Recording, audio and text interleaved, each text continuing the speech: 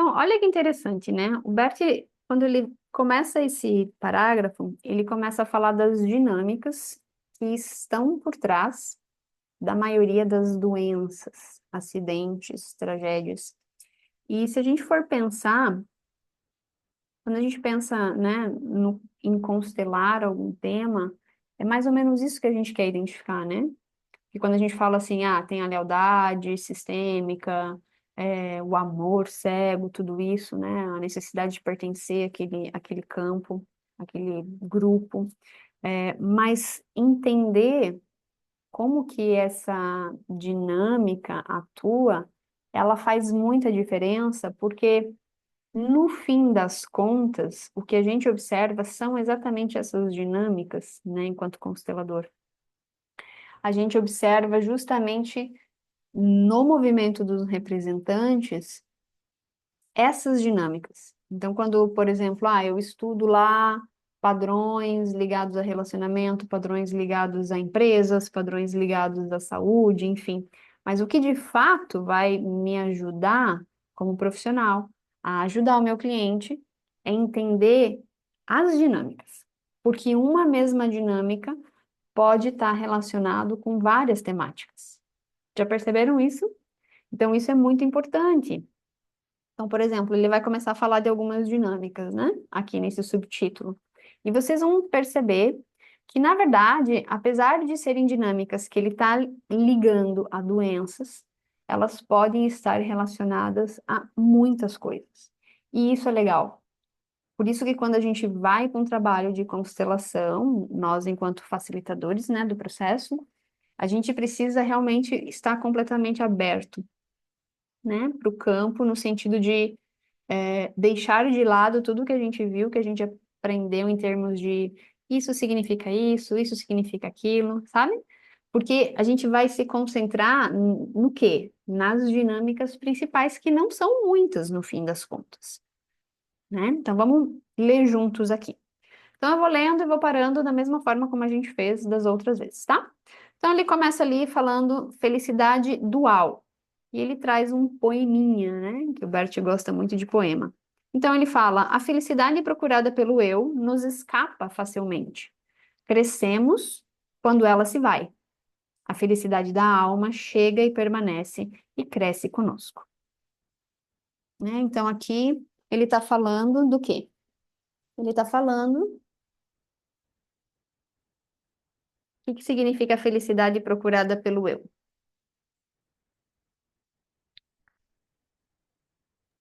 E tem a ver também, trazendo para o nosso trabalho, com essa necessidade do vínculo, né? Do eu. Eu preciso pertencer a esse grupo. Eu preciso estar nesse grupo, né? Então, eu começo a me conectar com os emaranhados para permanecer no grupo, né? E aí, a felicidade escapa. Porque o que que a gente percebe? Se eu estou dentro de um emaranhado, o emaranhado é um movimento de não vida, né? Ele tira um pouco da minha vitalidade, independente da área que ele influencia, não é assim? Então, quando eu trago essa felicidade para a alma, para algo maior, a felicidade chega e permanece. Não é só um poeminha, porque o Bert gosta de colocar bastante poema, né, nas obras dele. Então, ele começa assim, ó. De acordo com o que vi até agora, existem, sobretudo, três dinâmicas básicas que induzem a doenças graves, ou acidentes, ou a suicídios na família. Então, primeiro, o que que ele fala ali? Quando alguém diz, eu sigo você. Quando, por exemplo, a mãe ou o pai morreu prematuramente, então o filho tem a necessidade de segui-lo na morte e em seu destino. Então, ele diz, eu sigo você na morte. A gente falou um pouquinho sobre isso no último encontro, mas só para a gente dar uma recapitulada, né? Primeira dinâmica, tá? E aí ele continua. Faz pouco tempo, li uma história na revista Spiegel. Há algum tempo atrás, havia um famoso piloto de corridas que se chamava Campbell. Com um carro de corridas, ele bateu recordes de velocidade em um lago salgado. Mais tarde, ele passou aos powerboats. Um dia, o seu powerboat empinou, capotou e ele morreu. E então, a sua filha começou a participar de corridas de powerboat. Um dia, também a sua lancha empinou e capotou, mas ela sobreviveu. Alguém lhe perguntou o que tinha pensado naquele momento, e ela disse: Eu só tinha um pensamento. Papai, estou chegando. E essa é a dinâmica Eu Sigo Você. Acho que não tem explicação melhor, né, do que esse exemplo. Mas a gente pode dar vários outros exemplos, né?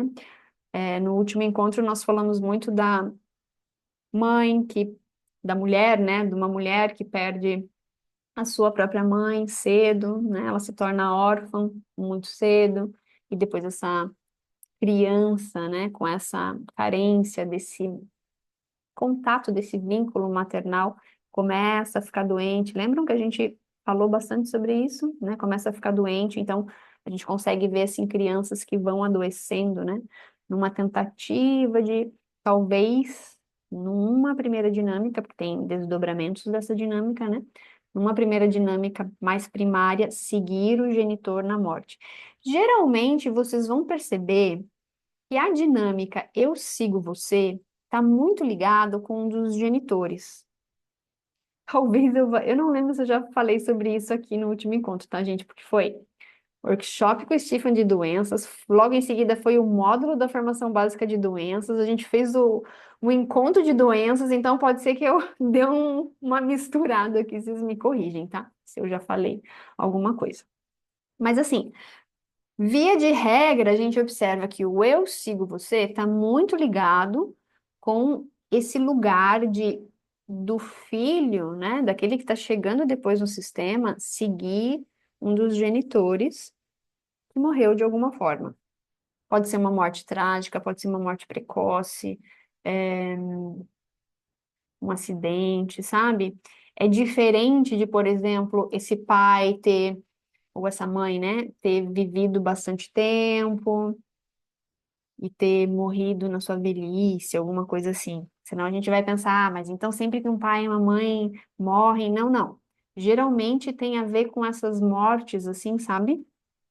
Que são mais precoces, ou às vezes, dependendo da relação desse filho e desse pai, se foi uma doença que se arrastou muito tempo, pode ser que aconteça, eu já vi, né, situações da pessoa que ficou, do filho que ficou, ainda que esse genitor era mais velho, por ele ter passado por uma doença longa e difícil, como um câncer, por exemplo, pode ser que ele desenvolva esse mesmo movimento do eu sigo você, tá? Pode ser. Mas a gente sempre precisa entender como foi essa morte e como foi esse luto. Até aqui, simples, né? Até aqui. Acho que nenhuma novidade. Alguém quer compartilhar alguma coisa antes da gente continuar? Eu. Quando a gente tem um luto na família, vamos imaginar assim, né? Que eu perdi minha mãe, um pai, um irmão, e eu quero constelar isso. Eu gosto de dar um bom tempo antes de fazer uma constelação, porque muitas vezes a vontade da pessoa querer constelar é justamente uma tentativa de evitar sentir ou passar pelo processo do luto, que é um processo doloroso e muitas vezes longo, né? Com fases de altos e baixos e sentimentos complexos, como culpa, como às vezes até desespero, raiva, reprimida, uma série de outras coisas, fora todas essas dinâmicas sistêmicas, né, que podem estar por baixo, né, dessa complexidade de emoções. Então, assim, normalmente eu evito, assim, sabe, constelar uma pessoa que tem um luto muito precoce. Eu evito, assim, por pelo menos um ano. Por outro lado, se é uma pessoa que ela já passou um bom tempo e ela ainda continua presa, né, ela continua presa num luto, ela continua presa em alguma dor, aí é até recomendado que essa pessoa olhe para isso, para que talvez a gente consiga perceber se existem outras nuances que, inclusive, impedem essa pessoa de concluir o processo de luto. Às vezes é um sistema que tem tantas mortes, tanta dor e tanto luto reprimido, que é como se sistemicamente naquele clã, né, não tivesse uma permissão dos membros realmente conseguirem concluir um processo de luto. Faz sentido isso que eu estou falando? Então, assim, cada caso é um caso, mas constelar uma pessoa que perdeu recentemente alguém, e isso vale inclusive para abortos, tá? Claro, às vezes você só vai saber se a pessoa perdeu alguém recentemente quando ela já está ali sentado na cadeira. Então, o que que geralmente eu faço? Eu vou com muito cautela. Eu evito, às vezes, colocar aquela pessoa no campo, ou a gente chega num acordo, se eu vejo que ainda está tudo muito recente, eu converso com a pessoa e digo, olha, está tudo muito recente, né? Vamos deixar um espaço para esse luto, a gente constela outro dia. Já teve casos da gente agendar a constelação e depois, mesmo ela sentada ali na cadeira, já, sabe? Combinar com ela de constelar outro dia por respeito a esse luto. Então depende muito, sabe? De como que aquela pessoa tá e do que exatamente ela quer com aquela constelação. Respondi, Berta?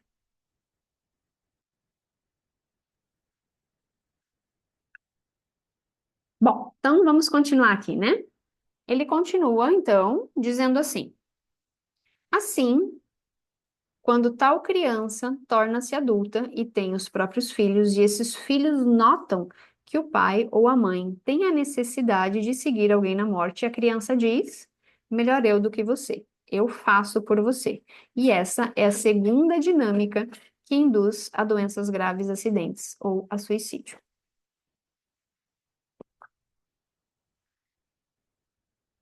Falamos também sobre essa dinâmica, né? É um desdobramento da primeira. Lembram? Entendem ela? Conseguem entender? Alguém quer compartilhar seu entendimento?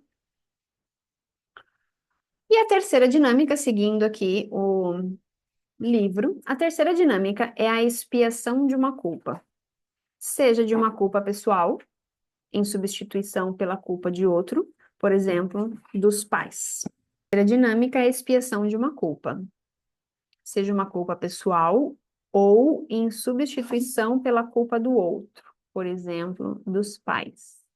Então, ele já está falando que tem dois tipos de culpa aqui, né?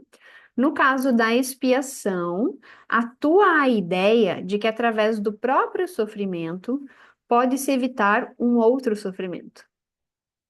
Ou paga-se com o próprio sofrimento, com a própria morte, para compensar alguma outra coisa. Essa é uma ideia mágica. Quem deseja expiar não olha para aquele que foi objeto de sua culpa ou da culpa dos outros. A saber, quando alguém quer expiar, por exemplo, uma mulher deu uma criança para adoção e essa criança morreu cedo. Então ela, secretamente, para expiar, quer morrer ou suicidar-se. Ela somente pode fazê-lo quando não olha para a criança. Se ela olha a criança nos olhos, se ela imagina que olha a criança nos olhos e diz: suicido-me como expiação, ela não pode dizê-lo. Só se pode expiar quando se fecha os olhos e se renuncia à relação. Tão logo exista relacionamento com aquele perante o qual me fiz culpado e o fito realmente nos olhos, eu não posso dizer isso. Então, a compensação tem que ter lugar em um outro nível, em um nível mais elevado. Chego a esse nível mais elevado quando reconheço que sou culpado ou que tenho uma vantagem pela qual outro tem que pagar, e através da força da culpa, faço algo que cura, algo bom, do qual outros participem. Então, isso atua de maneira reconciliadora para aqueles que pagaram.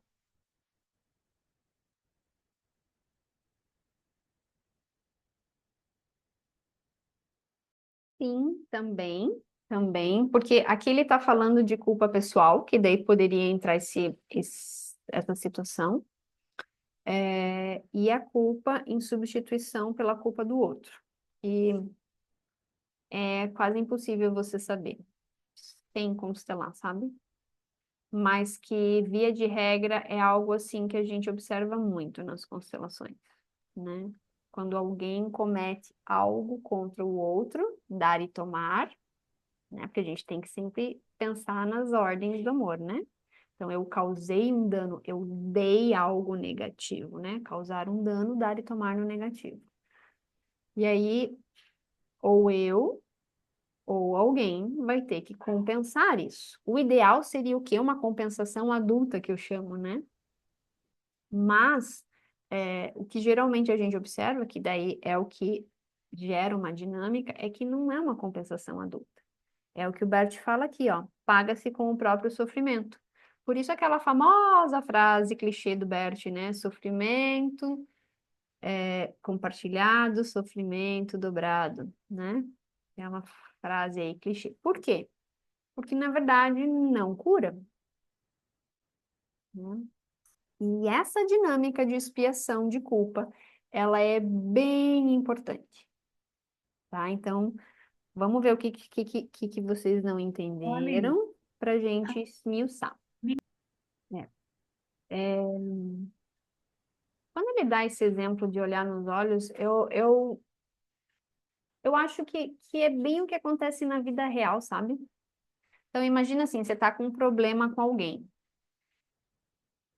Aí eu vou dar uma viajada aqui, que vocês sabem que eu gosto de dar essa viajada, né?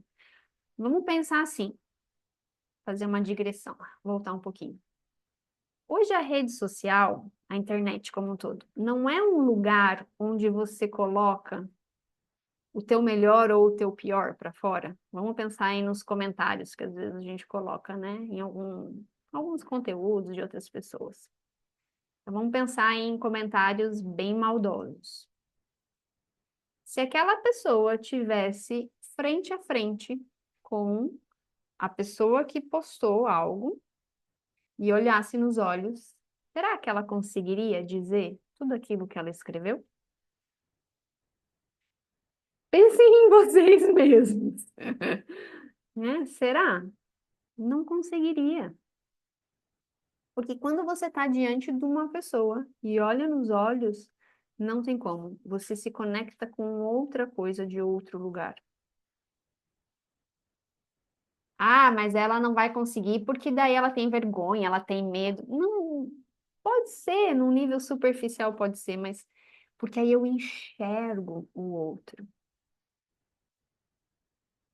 É muito diferente. Nós estamos sim perdendo a conexão, acho que é válido esse ponto que você trouxe, Berta, mas é uma conexão muito mais profunda, né? A gente vê até nos próprios grupos, é muito curioso, pelo menos para mim isso está rolando. Por exemplo, antes da pandemia, as pessoas queriam muito mais fazer suas constelações em grupo do que individual. Aqui no Sul, o pessoal é um pouco mais de não querer tanto se expor em grupo, mas ainda assim preferia. E eu reparei que depois da pandemia, pessoas que inclusive participavam dos grupos, sabe como funcionam, sabe que eu ainda abro a possibilidade de fazer o culto, se a pessoa não quiser se expor, ainda assim elas não estão querendo ir no grupo. Por quê? Porque essa interação com o outro, esse olhar nos olhos, esse estar com o outro, ele é muito profundo. E a verdade é que muitos de nós não tá mais conseguindo sustentar isso. A gente está perdendo isso, né? Sustentar, olhar nos olhos. A gente não consegue mais. Isso aqui tem distraído tanto a gente, né? A gente não está mais conseguindo olhar nos olhos. Que é a mesma coisa ele está dizendo aqui. Então, se eu estou, por exemplo, numa constelação, ou se eu imagino, né, como ele deu aqui o exemplo, eu imagino olhando nos olhos da pessoa, né, e dizendo, te sigo na morte, o impacto que você tem no corpo, primeiro porque você vai estar verbalizando, tornando consciente um desejo inconsciente. Isso por si só já dá um na cabeça, né? Segundo, a reação, se for num grupo de constelação, por exemplo, né? A reação do representante, né, da pessoa pelo qual o outro está seguindo, já é uma reação de não, não faça isso, sabe? Então, move algo dentro da pessoa. Por isso que eu entendo que o olhar é muito mais importante do que qualquer intervenção na constelação. E por isso eu gosto muito desse movimento das novas constelações, né? As constelações, movimento espírito, da alma, que nem o Bert coloca aqui, porque a gente não interfere tanto no representante, você olha e muda algo numa velocidade menor, claro, assim, é uma velocidade mais lenta, né? Mas ela vai entrando, sabe, devagarinho, assim, nessa profundidade da alma, né? Eu não consigo,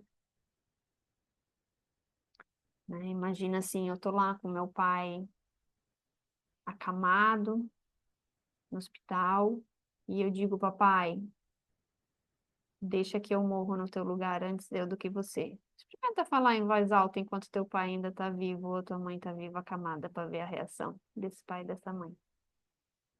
Mesmo que tenha sido assim um pai tóxico, uma mãe tóxica, não vai rolar. Vai gerar um movimento tenso, algo estranho. Por isso que às vezes a gente usa essa frase durante a constelação como uma frase de solução. Por isso, às vezes a gente diz: olha lá para o seu representante ou representante da sua mãe e diga: mamãe, sigo você na morte.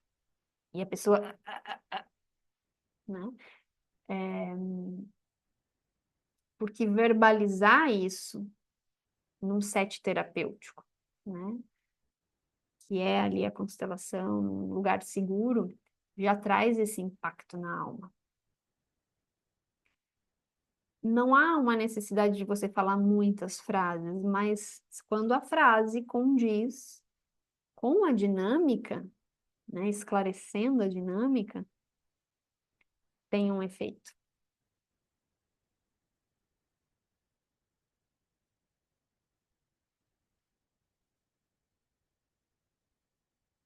Ok? Sobre isso de fitar nos olhos?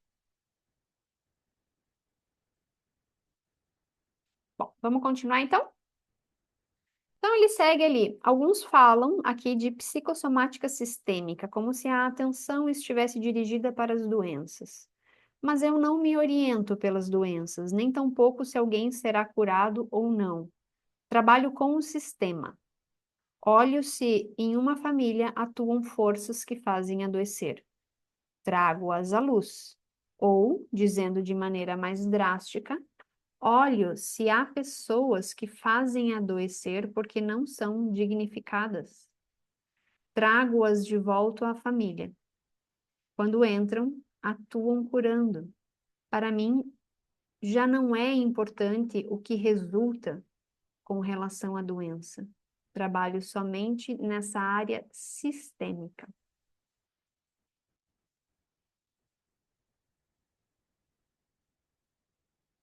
Dúvidas? Perguntas sobre o que ele colocou aqui? Comentários? Insights?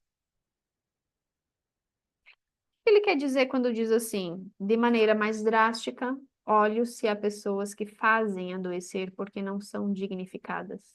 São os excluídos, que precisam de ser vistos e reconhecidos no sistema, não Excluídos. é? Excluídos, que podem ser inclusive os próprios algozes, né? Aqueles que já causaram danos a outras pessoas. e por isso eu espio, porque um ancestral meu causou danos a outras pessoas, que aí é a expiação do coletivo, né? Da culpa coletiva. Então eu trago-as de volta, e olha que curioso o que ele fala aqui: quando entram, atuam curando. Só o fato de entrar, só o fato de eu levar o meu olhar, né? E ele continua: desejo ainda dizer algo de outra maneira sobre as dinâmicas básicas que são importantes quando se trata de doenças graves ou suicídio ou acidentes graves. A primeira dinâmica se chama Eu Sigo Você. Isso tem a ver com amor e vínculo. O grupo originário sente-se como uma comunidade de destino, na qual cada um é responsável pelo outro. E quando um se vai, o outro frequentemente também quer ir. Uma criança quer ir quando um dos pais se vai ou quando um dos irmãos se vai. Aí atua um amor arcaico. O que acontece nessa dinâmica é que aquele que quer ir não pode fitar o outro nos olhos. Falamos já sobre isso, né? Ou seja, tão logo ele o fite nos olhos, não pode mais dizer eu sigo você. Isso porque no momento em que ele o fita nos olhos e diz, nota que o outro não quer que ele faça isso. Percebe que não só ele ama, mas o outro também ama e não quer que ele faça isso. Há pouco tempo, tive uma constelação familiar com uma mulher cujo pai ficou soterrado no tempo da guerra, tornando-se depois muito perturbado. Eu fiz com que o pai se deitasse no chão e essa mulher ao seu lado. Então, pedi que ela olhasse o pai e dissesse: eu me deito ao seu lado e assumo o seu destino. Essa frase era inteiramente natural para ela. Entretanto, quando estava fitando o pai nos olhos, tornou-se difícil dizê-la. O pai disse a ela: é o meu destino e eu carrego sozinho. Por mim, você está livre. Essa seria a solução na dinâmica Eu Sigo Você.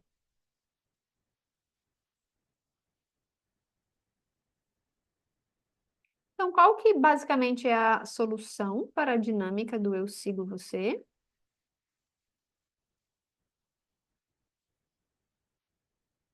Tem a ver com destino, né? Honrar o destino daquele que foi, como esse exemplo que o Bert está dando aqui, né? Às vezes, reconhecer uma dor, por exemplo, se eu perdi a minha mãe muito cedo para a morte, eu ainda tenho aquele luto porque a criança, né, não soube processar aquela dor, não foi ensinada, ainda tem carência maternal, enfim. Às vezes, reconhecer essa carência, dar um lugar para isso, pode ser um meio, né, também. Separar, a dinâmica Eu Sigo Você é como se houvesse uma simbiose, né? E a solução começa quando a gente começa a desacoplar essas duas pessoas.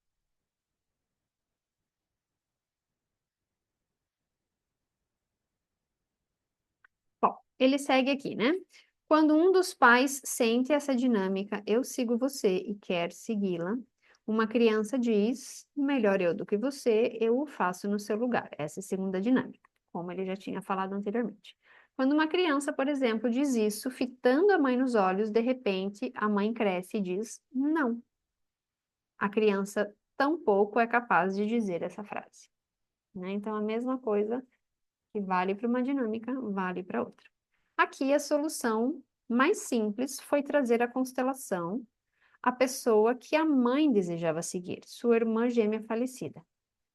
Então, para a mãe, a frase eu sigo você perdeu o poder. Através disso, ficou automaticamente suprimida para sua filha a frase antes eu do que você. Portanto, essas são duas dinâmicas importantes que às vezes atuam por trás de doenças graves. Quando são trazidas à luz e desfeitas, entram em jogo forças benéficas que frequentemente têm o efeito favorável sobre a doença. E aí, de novo, uma terceira dinâmica é a expiação. Na verdade, em vários aspectos. Um deles é a expiação por culpa pessoal, pode ser verificada em mulheres que abortaram uma criança e nos pais dessas crianças que espiam pelo aborto, por exemplo, restringindo-se ou ficando doentes, que é o que a gente falou, né? Há pouco tempo, um homem que tinha câncer constelou sua família. Mostrou-se que ele havia tido antes um relacionamento com uma mulher que estava esperando um filho seu, e esse foi abortado. Constelei essa mulher e ainda a criança. A mulher estava muito comovida, mas ele não. Então, uma de suas filhas foi acometida de sentimentos intensos. Expressava, no lugar de seu pai, a dor que ele deveria ter sentido. Então, pedi que o pai dissesse à filha: é minha responsabilidade. Eu a carrego. Você é só minha filha. Quando disse isso, ele mesmo chegou ao sentimento de tristeza e dor, pois agora já não havia ninguém que assumisse por ele. Ele mesmo pôde assumi-lo e a filha ficou livre. Portanto, também a expiação influi nos casos de doenças graves ou acidentes de suicídio. Ela é uma forma encoberta de amor. Nisso, a alma age diferentemente daquilo que nós pensamos, pois às vezes temos justificação para atos com mau desfecho. Precisamente em relação a abortos, justifica-se muito de uma ou de outra maneira. O que é dito frequentemente soa como bastante plausível, mas a alma não escuta isso. É isso aí. Portanto, a questão é se um argumento alcança a alma. Somente se ele alcança a alma é que pode ter algum efeito. Comentários até aqui? De certa Consigo forma, acreditar. sim. Aham. Embora é meio que uma ilusão achar que eu estou sentindo no lugar do outro. O Uhum. outro pode não estar acessando a dor, mas a dor está lá. Ele pode estar apenas desconectado daquela dor. Por isso Uhum. não sente, né? Que é o que a gente vê muito em trauma, né? Você desconecta e deixa de sentir. Mas está lá na alma. Por isso que é sofrimento dobrado. Porque o fato de você sentir algo que um genitor deveria sentir não significa que ele não está sentindo. Significa que ele não está se responsabilizando pelo que ele está sentindo.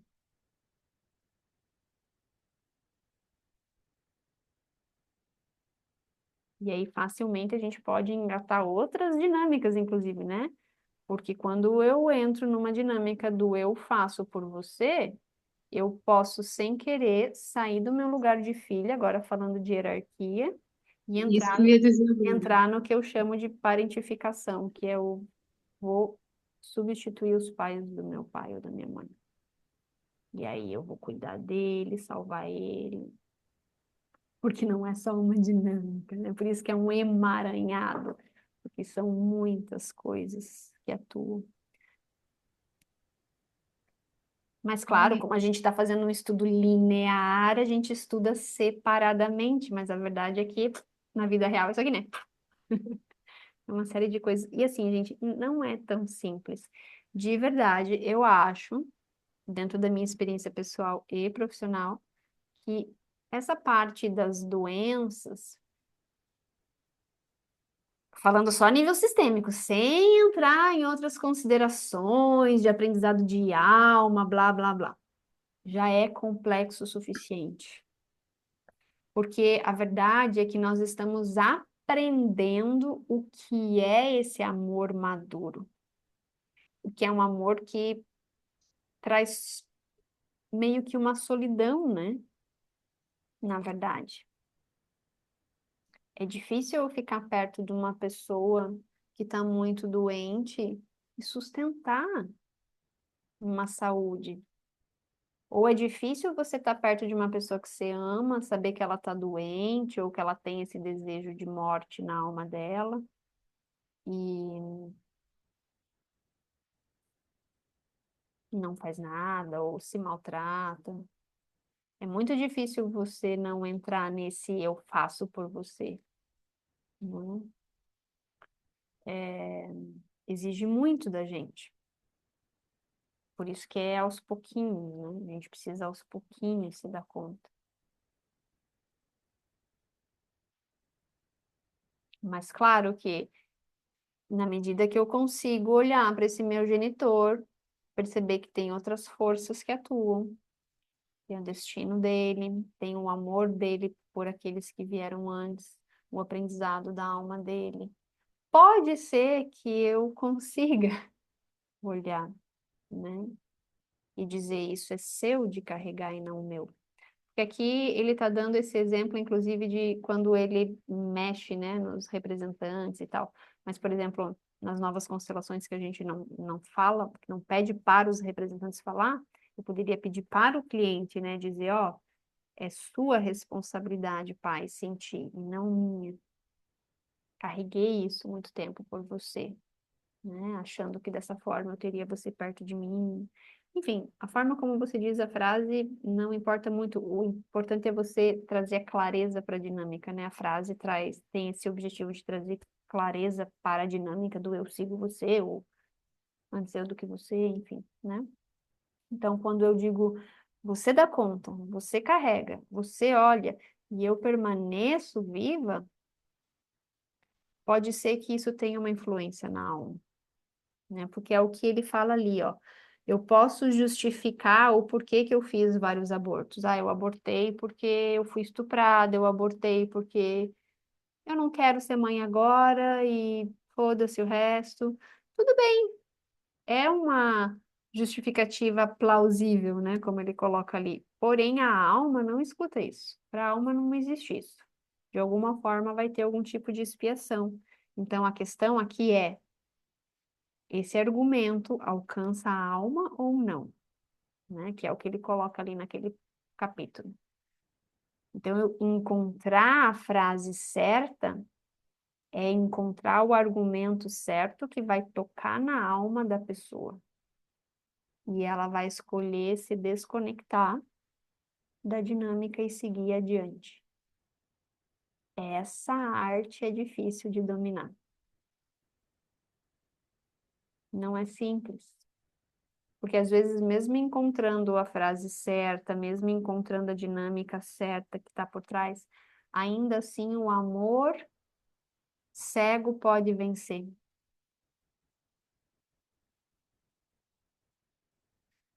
E aí aquilo tem um efeito durante a constelação, mas na prática, sabe? No dia a dia parece que não solta. Então são caminhos, né? Ó, ele dá mais um exemplo aqui. Ele diz assim, ó, uma ajuda em tal situação é o pai ou a mãe ou ambos dirigirem o olhar para a criança como seu filho e dizerem: eu sou o seu pai, eu sou a sua mãe. Essa é a realidade e ninguém pode abalá-la. Quando se torna consciente, eu sou o pai, eu sou a mãe e esse é nosso filho, a situação adquire uma outra importância. Então, frequentemente, desenvolve-se no casal uma dor profunda e podem dizer à criança: agora tomo você como meu filho. Agora você pode me ter como seu pai, como sua mãe. Eu tomo como uma dádiva você ter dado lugar e reconheço. Então, a criança é respeitada. A alma escuta tais frases. Elas têm na mesma um efeito benéfico. Né? Ele está, na verdade, continuando o exemplo do aborto, né? Vai chegar um ponto que não tem como separar, né, as Não ordens, tem. porque elas estão acopladas. A partir do momento que uma desordem surge, né, as outras vêm junto. Claro, tem algumas coisas que parece que ficam mais evidentes, né, do que outras. Importantes, isso. Mas, via de regra, elas estão acopladas. Uhum. Uhum. Seguimos mais um pouco? Então, ele continua falando assim: na expiação é exatamente como nas outras dinâmicas. Aquele que expia não pode fitar nos olhos daquele pelo qual quer espiar. Se, ao fitar nos olhos e disser, por exemplo, agora me mato porque o feri, isso é muito ruim para o outro. Suponhamos que alguém tenha sido atropelado por imprudência e morre, enquanto aquele que o atropelou sobrevive. Se esse quiser dizer ao outro, vou me suicidar porque eu te atropelei e te matei, não pode dizê-lo, fitando a vítima nos olhos. Pois então vê de repente que assim lhe impõe uma carga adicional, já que ainda o faz responsável pela sua morte. E eu acho que essa é a grande sacada. A gente tenta espiar a culpa numa tentativa de anular o objeto pelo qual, né, a situação pelo qual eu me sinto culpado. Por exemplo, o acidente. Só que o fato de eu espiar me matando não vai apagar o fato. Ainda continuo responsável pela sua morte, independente de eu espiar ou não. Vocês compreendem isso? Essa é uma grande sacada que o Bert traz. Mas ele pode dizer: eu carrego isso como uma culpa que nunca terá fim. E com a força que vem dessa culpa, eu faço algo de bom em sua memória. Essa é a solução. Talvez eu nunca mais vou deixar de sentir essa culpa, mas eu canalizo a culpa para algo bom. Aí a alma vibra. Através disso, a culpa, na verdade, não será suprimida, mas através dela, algo bom se põe em movimento. Essa seria a solução para a expiação de culpa pessoal. Culpa pessoal aparece bastante, tá, gente? Não só em questões drásticas como essa, né? Mas em coisas pequenas, às vezes, que parecem pequenas, né? Aparece bastante em constelações, tá, gente? Então, vocês já têm aí uma ideia, o Bert já deu uma dica de como trabalhar, né? Culpa. Aí ele traz assim: dou ainda outro exemplo de expiação, onde a culpa não é vista ou é negada. Quando alguém despreza seus pais, às vezes expia por desprezá-los, adquirindo uma enfermidade ou morrendo, e eu vou adicionar aqui, ou atraindo alguém igual o pai ou a mãe. Né?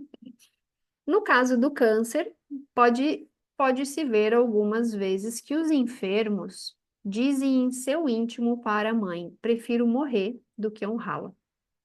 Tais clientes ficam então totalmente rígidos, ficam parados com a cabeça levantada e não conseguem curvar-se diante de sua mãe ou de seu pai e dizer-lhes: eu lhes dou a honra. Visto assim, a doença também é uma expiação pela recusa da honraria, né? Pois abrandar o coração para que alguém chegue e se curvar diante de seus pais com respeito é muito difícil. Então, às vezes, tem que se reconhecer que aqui a expiação é adequada. Essa dinâmica, aliás, pode ser vista também em pessoas obesas. Em vez de dar lugar em sua alma a uma pessoa que rejeitam ou negam, ingerem algo que a faz engordar e adoecer. Por assim dizer, dão a essas pessoas um lugar em sua gordura, em vez de dá-lo em seu coração. Só não vão levar isso ao pé da letra, tá, gente? É só um exemplo, ok? Perguntas? Entenderam? Porque a expiação é uma tentativa de não sentir a dor que eu estou sentindo por ter causado um dano a você, Uhum.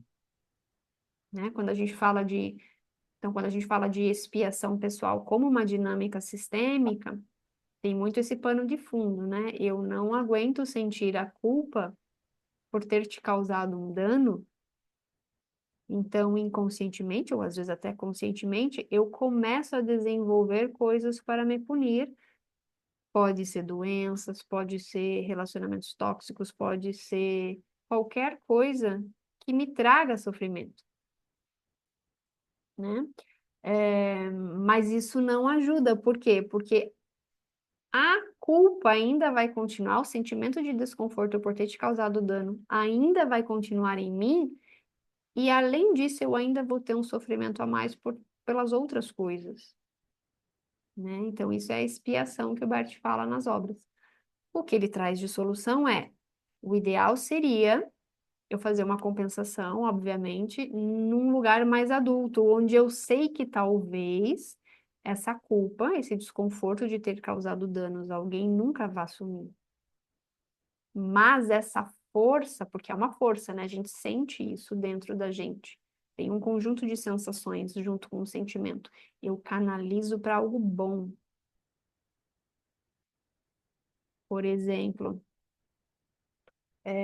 quantas pessoas aí que perdem seus filhos, às vezes para uma doença, né, um câncer, alguma coisa, e depois criam uma fundação para ajudar outras pessoas, né? Eu canalizo aquilo, né? Eu canalizo a força daquela emoção, daquele sentimento para algo bom. Pode ser que um dia esse sentimento alivie e pode ser que nunca vá aliviar. Principalmente se a gente está falando de vida e de morte, né? Então, só para a gente encerrar o nosso grupo, vamos só terminar esses 2 parágrafos antes de ir para o próximo subtítulo, que daí a gente continua no próximo mês.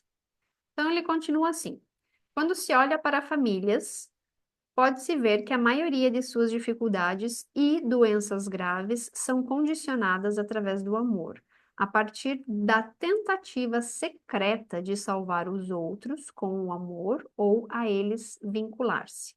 A doença e a morte são frequentemente somente um meio de dar expressão a esse amor. Quando reconhecemos isso, podemos olhar essas dificuldades e doenças de maneira completamente diferente, ou seja, com simpatia e compreensão muito profundas. O mais curioso é que aí se trata do amor de uma criança que, na verdade, não entende muito do que é o mundo. Por isso, depende de mostrar a criança que ama dessa maneira, que ela pode amar melhor ainda, para que, através desse mesmo amor que faz adoecer, ela adquira saúde. E que, com esse amor, outros membros da família se sintam melhor do que com um amor através do qual ela se coloca em dificuldades. Não precisa ir muito longe, né, gente? Vamos pensar assim na gente.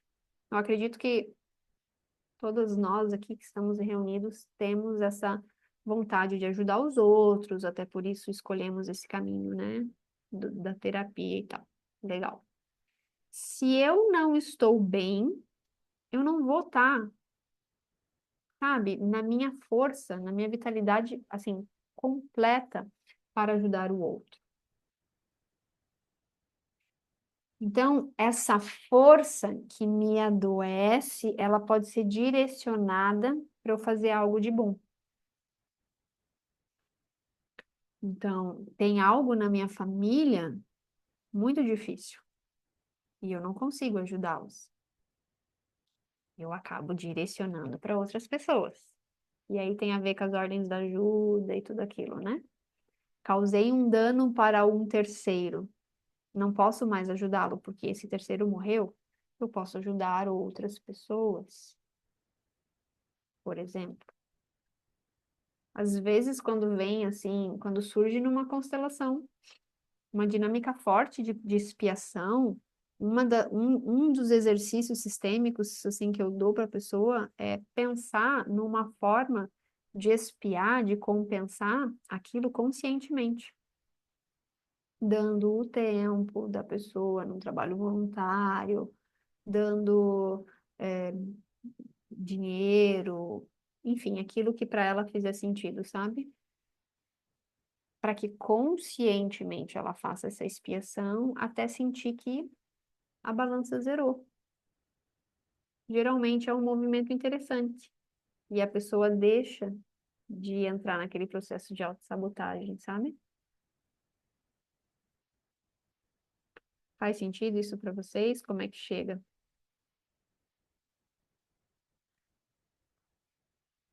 Aline, é, pensando numa dinâmica assim familiar do que eu vivencio hoje, assim.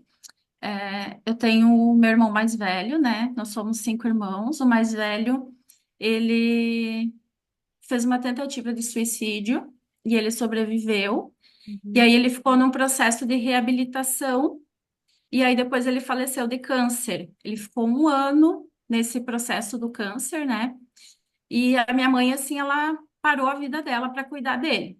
uhum, Aí, quando ele faleceu, ela começou a desenvolver vários sintomas, assim, de dor relacionada à fibromialgia, né? E ela se debilitou muito fisicamente, assim, claro, por um lado, em função do desgaste físico mesmo, né? Que todo o cuidado com ele, assim, demandou dela. E ela parou, assim, de uma certa forma, com autocuidado com ela. E aí isso trouxe uma série de consequências, né? Além dessa questão sistêmica. Não num sentido, assim, de trazer uma organização para esse sistema, mas de que forma, assim, eu poderia trabalhar isso, sabe? Dentro do sistema de alguma forma, não como a salvadora, mas porque eu acho que ela não aceitaria, assim, a constelação, porque ela já tem uma certa idade, ela não tem esse entendimento, sabe? uhum, Ela ainda tem uma visão, assim, muito religiosa, né, e tal. uhum. Eu não Mas isso é sei, algo, assim, que às vezes eu fico pensando, sabe, porque está no sistema, né? Por mais que eu sei que não é responsabilidade minha resolver essa dinâmica, esse emaranhado, mas está no meu sistema isso, sabe? se você está trazendo de alguma forma te influencia, porque senão você nem estaria mencionando isso. Uhum, Provavelmente influencia até a tua relação interna com a tua mãe, até mesmo externa. uhum. Então, assim, eu não sei te dar uma solução sem olhar para isso através de uma constelação, Da sabe? constelação, né? Eu tenho É pensado sobre isso desde a nossa porque última aula, sabe? porque daí teria que olhar para olhar além, sabe? Uhum, Entender o que disso tudo tá te afetando, como tá te afetando e qual lugar que você tá, né? Nisso. uhum, Se presenciar tudo isso, porque é muito difícil, né? Uma tragédia. Te afetou de algum jeito, ainda tá te afetando, uhum, sabe? Porque daí uhum. não é só entre você e a tua mãe, é entre você e o teu irmão, sabe? É, é, E como, sabe, ir para a vida, mesmo que eles não vão. Então tem várias coisas aí, não tem uhum, muito como saber. Mas você pode tentar um movimento através das suas meditações de respeito do destino, de honraria do destino, né? Dos uhum, dois. Mas é possível que esse teu irmão já esteja emaranhado com algumas outras coisas mais antigas, né? uhum. Porque o suicídio, a tentativa de suicídio, ela não é tão simples assim. A gente sempre associa a um estado depressivo crônico, mas Sim, sistemicamente tem tantas coisas, sabe? Não, e o primeiro marido da minha mãe, que é o pai dele, faleceu num acidente de carro quando ele era pequeno, então isso reverberou muito, assim, na vida toda dele, né? Então ele teve, tipo, ele era alcoólatra, tem várias Sim. questões, assim. Então, eu acho que é mais como você consegue angariar recursos para lidar com esse Uhum, difícil da tua família, sabe? É mais uhum. isso, tá? Obrigada. Gente, mais alguém quer comentar algo, compartilhar? Quem está vindo pela primeira vez? Como é que vocês estão? Cada dia é diferente, tá? Então venham mais vezes, apesar da gente estar no mesmo assunto.